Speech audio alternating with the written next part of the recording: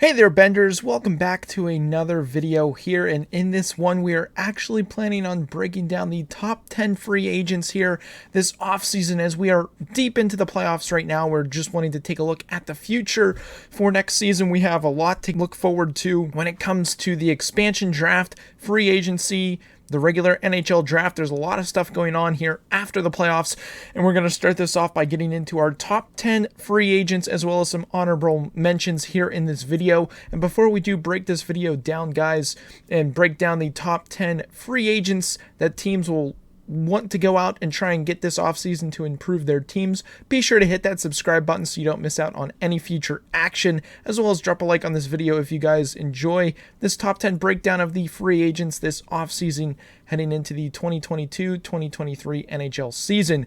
But without further ado, guys, let's go ahead, hop into the intro, and then we'll get into the breakdown.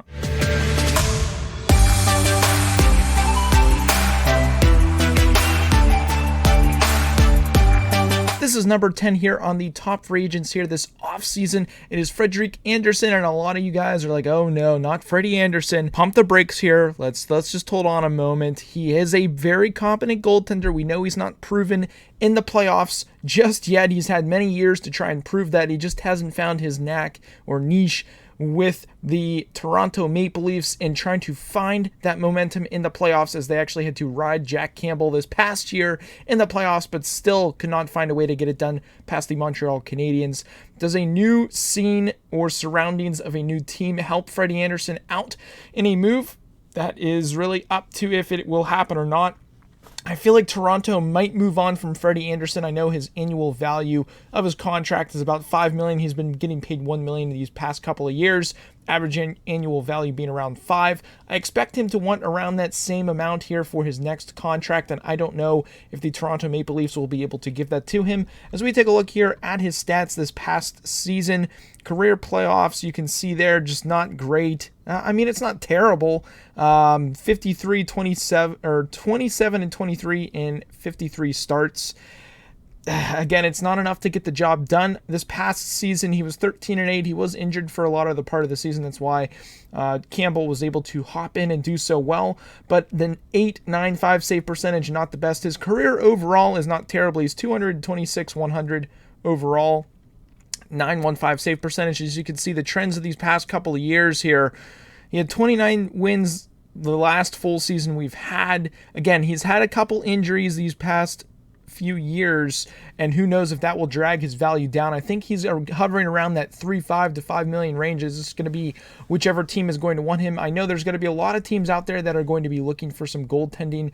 Who knows if the Pittsburgh Penguins will be in the market for a goaltender just with the Yari mishap of the playoffs, but this could be a perfect fit for him and the Pittsburgh organization, especially with Burke in front of the head office or hockey operations helping out Hextall trying to find a goaltender, which they desperately need. Yari proven that he can't get it done, and Anderson might be the guy they go to. Who knows? There will be a few other goalies on this list, but let's get into the next one. Next on the list here for our top 10, this is number 9, and we are going with Brendan Saad of the Colorado Avalanche, or could be formerly of the Colorado Avalanche. He spent some time with the Blue Jackets, started with the Chicago Blackhawks, won a couple Stanley Cups, found his way over to the Colorado Avalanche in free agency in the first place. His average annual salary right now is hovering around about $6 million is what it is right now, and I don't know if he's going to be wanting the same amount moving forward here. He is a very competent depth player. We saw here these playoffs that he is able to get the job done.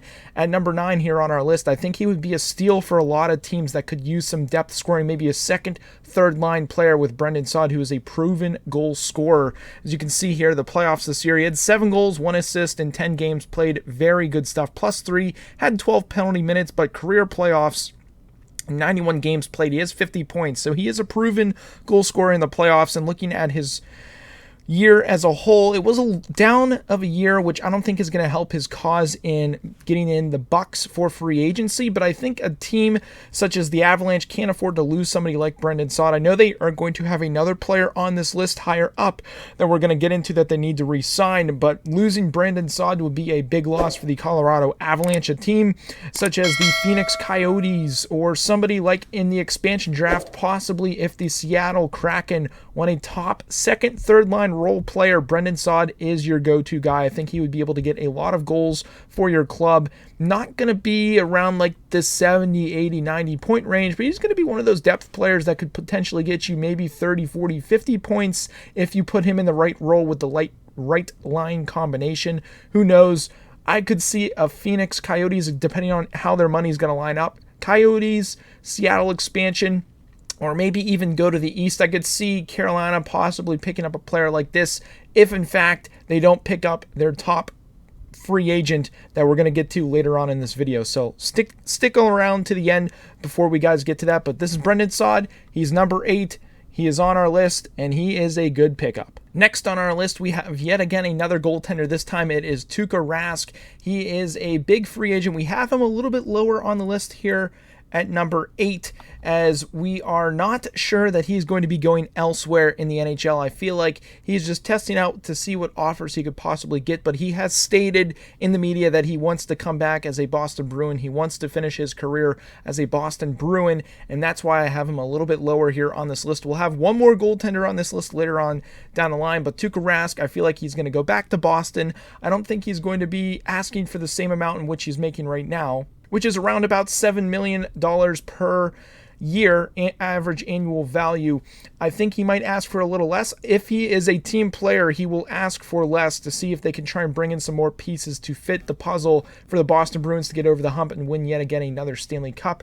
Again, he is about to get surgery. I believe he had an injury in the playoffs. I don't remember what the reports were, but he is expected to be out until December or January after this surgery. So a team trying to take a shot at finding that top goaltender. He is a little bit older. He has been around the league for a while, born in 87, so he is a little bit older, and especially getting that surgery, not being available till January, I don't see any other team except the Boston Bruins willing to pick Tuukka Rask back up. Who knows if they will even give him the option, but I think the Bruins will be a loyal team, give Tuukka the contract, and see him back healthy and ready to go for the second half of next year. So this is Tuukka. He's on our list at number 8. We're going to move on to number 7. Here at number 7, yet again, we have another Toronto Maple Leaf, and this time it is Zach Hyman, a great depth forward player that can slot in really on any team that could use a player like this, a grinder of a first, second, or even third line player, depending on how much depth you have. Zach Hyman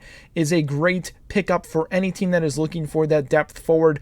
Only this past year with his average annual value of $2.25 million, which is not even a bad hit at all. I definitely expect him with a somewhat decent year here of wanting a little bit more money, maybe that 3.5-4 range. If he is a good player who wants to play on a team that has a chance to win the Stanley Cup, whether it be Toronto or somewhere else, I would expect him to ask around the same 2.25, maybe even $2.5 million per year. I don't expect him to get a long-term deal, maybe 2-3 years at the max for Zach Hyman if your team is smart. But just taking a look here at his stats this past year, 43 games played, 33 points, not too terrible at all. Playoffs, he did dip down a little bit. Montreal was able to solve him there. But taking a look here at his career, he is a 40-30 point player in a typical year without being injured. I'd say he's roughly going to be around 40 points, especially in a new scene. This could be a player that could help your team out. Teams such as the Islanders could possibly use an addition of Zach Hyman to add some more salt and pepper to their lineup. Maybe even the Rangers look to go and grab yet again another winger of this caliber, again, to slot maybe on that second, third line to build up that lineup, add some depth to it. And I could even see the Boston Bruins potentially going after a winger like this. They need some more sandpaper on that team, and Zach Hyman is exactly what they need to slot in for those second or third line spots. But we have another free agent later on down the line that we'll talk about that the Bruins might need to bring back. But Zach Hyman would be a great steal, and he is at number 7 on our list. Let's get on to number 6. Here we are at number 6, guys, and number 6 on my list here for top 10 free agents is Tyson Barrie. He is a top-notch offensive puck-moving defenseman, only making around about $3.75 million per year, and I don't expect him to be asking for too much more after having not the best of seasons. Edmonton Oilers, again, he had a solid regular season, putting up a lot of assists, but again, at the playoffs, getting swept by the Winnipeg Jets was a disappointing way to end off his season and a way to go into free agency on a high. Now, with that being said, he is a very great puck-moving defenseman, as we've seen with him playing for the Colorado Avalanche, Toronto Maple Leafs, and now the Edmonton Oilers. I think the Oilers will try to bring him back, as he is a critical piece on their back end, unless they are making to make wholesale changes in trying to find a way to fit their team to their needs and how they want to try and win a Stanley Cup. He might be part of that process of basically letting him walk and moving on, but I do think they'll find a way to re-sign him. Other teams that could potentially use a good offensive, defensive, puck-moving defenseman like himself could potentially actually be the Calgary Flames. I could see them possibly needing somebody else like that on their back end. You could see the LA Kings maybe go for somebody like this, since they do have Drew Doughty, but he is getting a little bit older. Again, Tyson Barrie, a little old, but not as old as Drew Doughty. I think that they could look to move for somebody like that, as well as even with the Arizona Coyotes. I know their staple sort of offensive defenseman was Alex Goligoski, who is a lot older than Tyson Barrie here. They could look to bring in another player such as this on their back end if they want to have, again, that offensive defenseman presence. As we take a look here at his career stats, he's hovering around about that 50 to 40, almost cracked 60 points one year. And I think that's exactly what you're going to get out of him. A great puck moving, solid, maybe first line, second line PP player. Definitely a second PP general on the back end. And depending on the team, he could be a first PP type player. I think he stays in Edmonton, but you never know. He would be a great steal at number 6. And now we look to move on to number 5 on our top 10 list of free agents this offseason. Coming in at number 5 on our list with an average annual value on his current contract of $3.3 million is Philipp Grubauer of the Colorado Avalanche. He is number 5 on our list. I don't have him any higher because I don't think any other team except the Colorado Avalanche are going to try to make a play for Philipp Grubauer. I think the Avalanche might let him test the market to see what his value is before offering him a contract, because they also have another free agent a little bit higher on this list that they're going to have to try and sign as well. So they're going to have to see what Grubauer is going to want and if they're willing to give that to him. Obviously, he had an unbelievable season, nomination for the Vezina, all that great stuff. But when it came to the playoffs, he had a great first round. Second round is where he fell apart. It didn't look like himself. I don't know if he had a nagging injury or whatever it might have been. I know he was injured last year, but are the Avalanche willing to give him the money around that $5 million, $6 million range when they have other free agents they need to take care of, as well as one important one that, again, is higher on this list?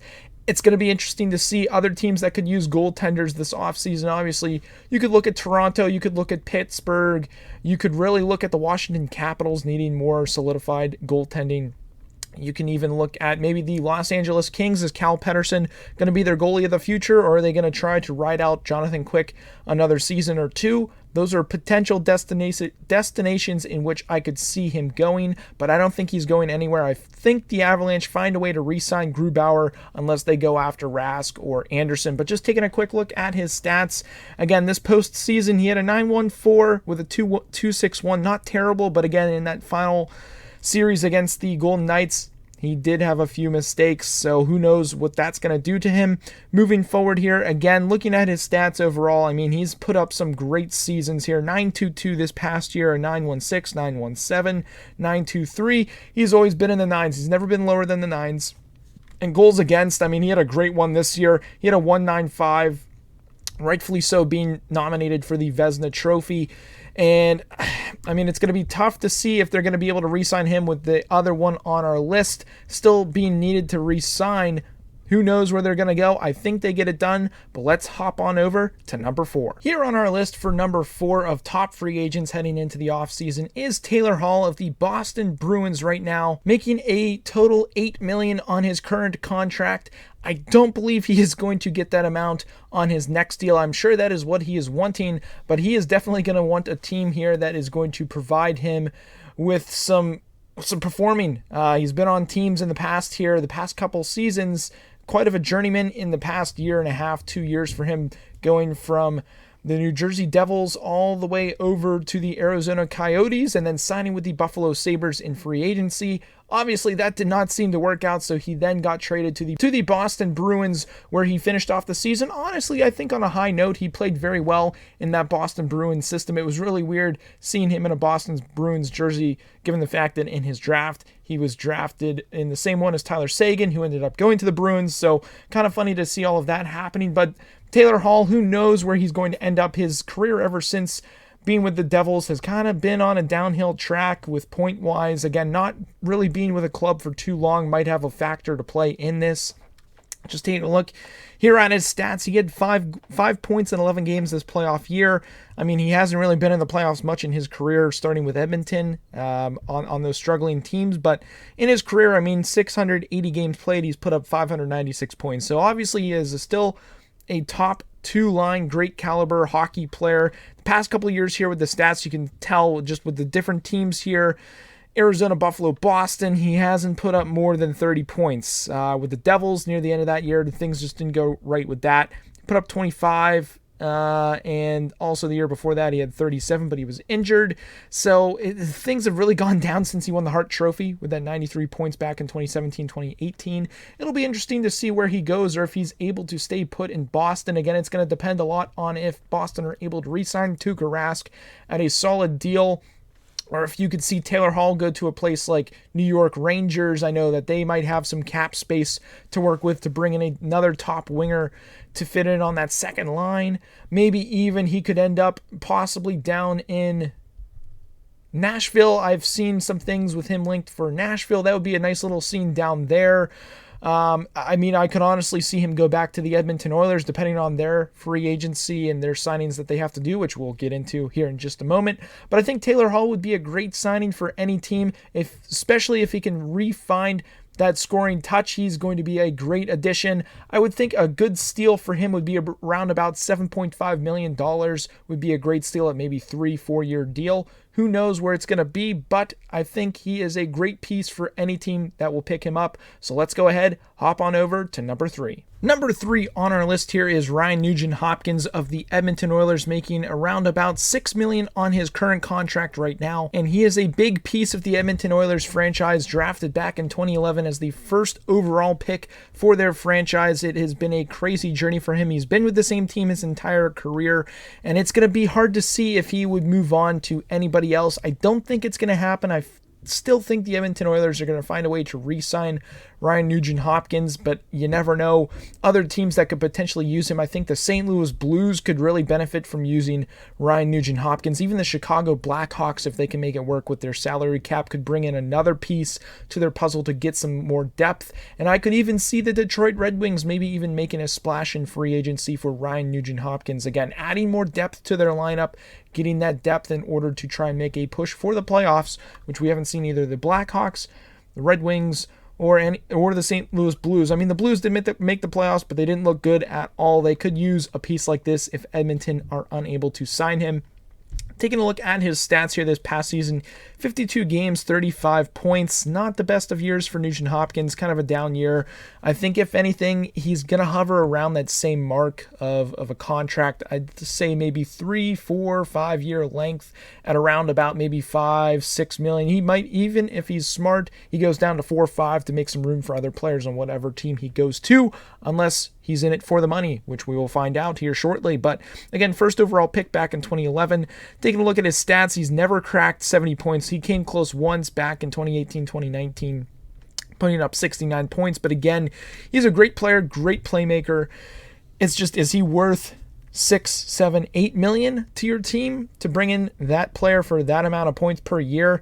Just looking off the past, it's going to be hard to tell. I think a team would be smart to try and offer him around $5-6 million, about what he's making right now currently, but it's going to be tough to try and bring him in for any more. He is a good bargain, I think, at number 3 on our top 10 list of free agents, as we're about to get into the top 2 players on our list. Again, if you guys are enjoying this video, be sure to drop a thumbs up on this thing. And if you are excited and think that my list is so far pretty good, drop a comment down below. Let's get some conversations going. But let's go ahead and head on to number 2 on our top 10 list. Number 2 on our list is a big one with Gabriel Landeskog, and that's why I said the Avalanche have a tough offseason with if they are going to be able to sign Grubauer and Landeskog back to their team, or if they're going to have to let one of them go. Landeskog currently making around about $5.7 million on his current contract, which I think is a steal of a deal for your team captain. Gabriel Landeskog is a solid first, second line player, great gritty center,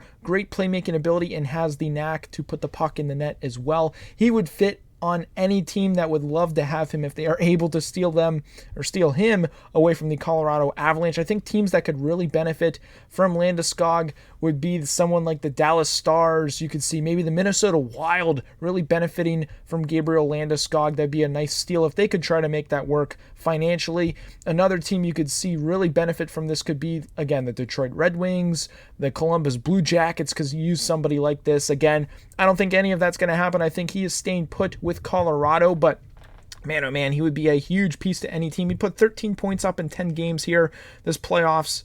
He had a solid year, 52 points in 54 games, playing alongside McKinnon and Rantanen.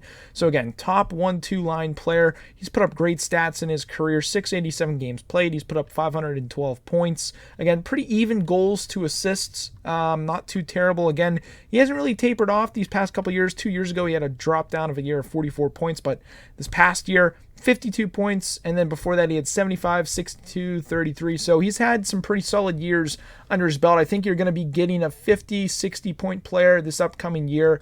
Again, if you can get him around about the same $5.5, $6 million range, I think it's doable for the Colorado Avalanche to bring him back. But I think if another team wants to splash the cash for him, he is going to be worth it. Whether you throw 7.5, $8 million at him, I think he is worth that amount.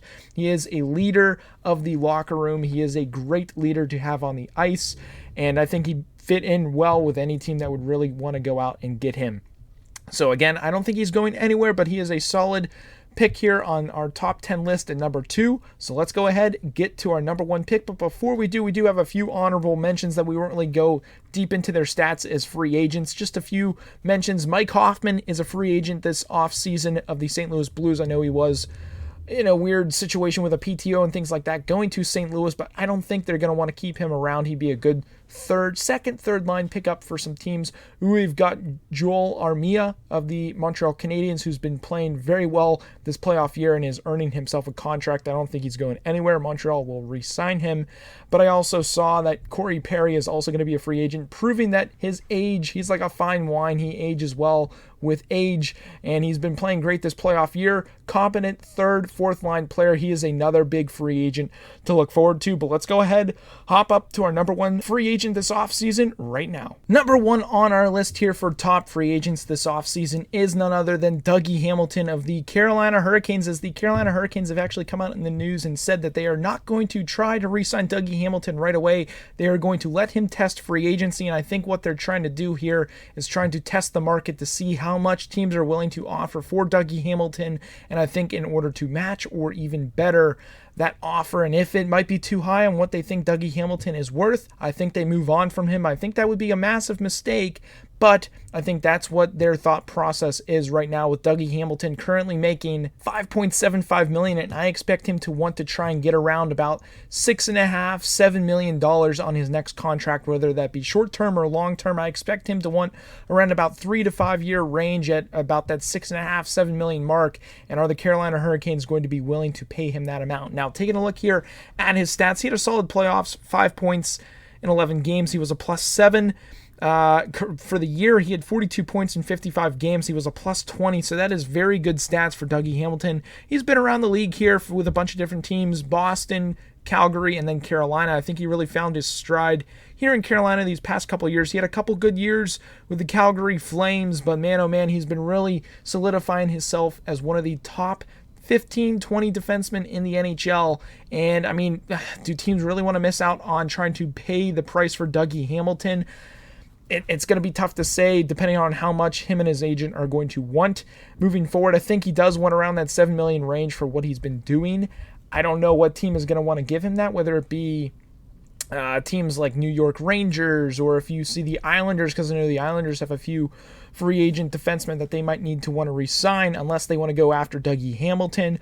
I could see maybe the Devils possibly go after him. Could see the Capitals potentially go after him. I mean, every team could put a case in for trying to go after him to pick him up, since he is a solid top 2 pairing defenseman. He could even be one of your premier defensemen on the back end, but it'll be interesting to see where he goes. I still feel like Carolina is going to find a way to re-sign him, but it would be interesting to see if somebody else will. But let me know what you guys think down below. That's our top 10 list of free agents. I want to know what you guys think. Drop some comments down below if you think my list is pretty accurate with how they're ranked. Let me know if you guys have different rankings. I want details on certain players that we've talked about here today, on why and where they would be a good fit, unless their current team is already going to re-sign them. Let me know what you guys think down below, but that's actually going to be it for today's episode. If you did enjoy it, be sure to drop a thumbs up on this video. Smash that like button. It really does help out with the algorithm.